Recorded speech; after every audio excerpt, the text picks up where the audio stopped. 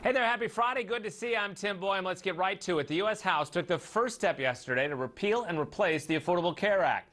The vote comes after Republicans' first attempt at passing the measure failed early this year. Joining us for more on the proposal, Congressman Robert Pittenger, Republican representing the 9th District. He joins us from our Charlotte newsroom. He voted for that bill yesterday. Congressman, good to see you. Welcome back to North Carolina, sir. Hello, Tim. Good to be home for a moment. All right, yeah, for a moment.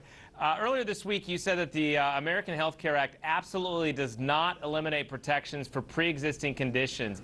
Yet PolitiFact says that your claim was mostly false. Why do you believe they're wrong? Well, they're politically unfactual. The funding is there for pre-existing conditions. If a state chooses to opt out, then there is a fund, an $8 billion fund, to support those who have various needs, particularly related to pre-existing conditions. What you're referring to is the high-risk pools, which historically, those have been very expensive, have over-cost runs, and states have had to raise premiums. So how can you know for sure that, for instance, this $8 billion is enough? Well, we have run numbers on it, and there have been some very intensive evaluations of this, and we feel that what has been appropriated in this amount will be suitable for it. If it, in time, it has to be adjusted, it could be, clearly, but we really do think that if a state does choose to do it, and he has to apply for, they have to apply for a waiver to do that, that then they have to submit themselves to the fund that would be accessible. But you believe Congress would own up to this and put more money into it instead of the risk of raising premiums very high in some of these states? You believe Congress would step up and put more money into that fund? I believe we're absolutely fully committed to individuals with pre-existing conditions. We made that from day one. And any thought to the contrary is just not accurate. One of the other things you said this week in relation to that was that people can go to the state that they want to live in to find cheaper health care if that's the case. Are you really saying that people have pre-existing conditions that they should have to move?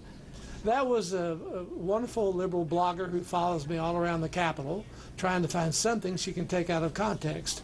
The message in that was that the federal government does not manage anything well at all, whether it's the post office or the health care or whatever it would be. And our objective is to take health care and remand it back to the states, empower the states as well as individuals. And, you know, states have varying interests and objectives. States have different tax rates, personal income tax, corporate, and others. And I said, you know, you're going to find out that states will adapt to what we are proposing. And we will have, particularly in North Carolina, I think we're going to have outstanding coverage. But they kept pressing me, well, what are you going to do? I said, well, you know, in a worst case, if somebody wanted to move because of some state had superior offerings in some area, they could certainly do that. But that was totally out of context to say that you just say, well, they could just move somewhere. No, that's not the point at all. The point is that states can manage health care much better than the federal government, and that was the point we were making.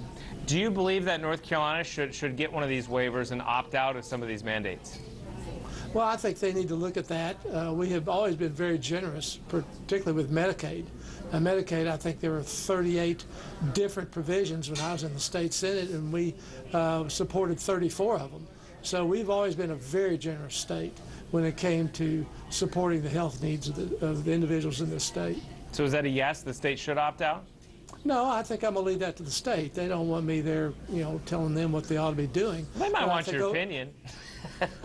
Well, I think, again, we have provided health care that is extremely generous, particularly as it relates to this $8 billion fund that will support those with pre-existing conditions. I think that is the main driver of the cost that people were concerned about, and so we have addressed that concern. How do you vote on a bill that doesn't have a CBO score yet? I think that's easy.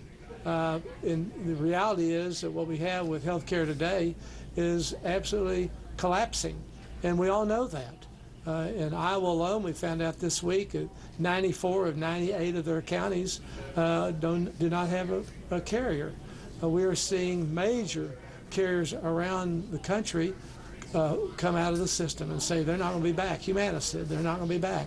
Others have said we're in a death spiral. So it's not in a position where it's going to continue at all. Whatever we're going to do is going to be much better on the table than absolutely nothing that will be there as a result of the collapse of the present state that we're in today. But how do you know it can be if we don't have any sort of analysis on it yet from the Congressional Budget Office? Well, we've run our own analysis, and the CBO will end up running analysis before it's completely done. We'll be voting on this again. This leaves the House. It goes to the Senate. They'll either rewrite a new bill, or they'll add to ours, or amend it. It then goes back to the House. But prior to that time, there will be a CBO score. You know, it was important, though, to start this process. We need to move this ball down the field, and we're on first base. There's several more bases before we come to home plate, and we will get this done, but there'll be a CBO score before the final vote is taken. Why hit a single, though? Why didn't you guys hit a home run, a bill that the Senate would agree to and that the President would sign?